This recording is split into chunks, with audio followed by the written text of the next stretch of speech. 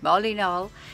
Nice to see you. I'm back from my holidays and raring to go again, and I've had a couple of requests. One's from Anne on Facebook and one's from Bex on Instagram.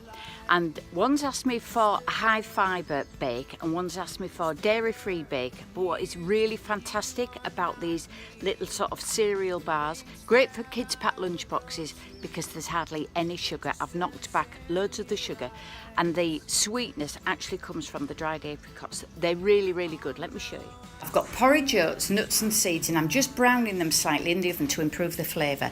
And then in my food processor I'm blitzing dried apricots with water and oil to a paste, and then it's a case of just mixing everything together. I'm adding in cherries and chocolate, but press it down really hard into that tin. I even used a rolling pin. Score it whilst it's warm, cut it up when it's cold, and these are fabulous.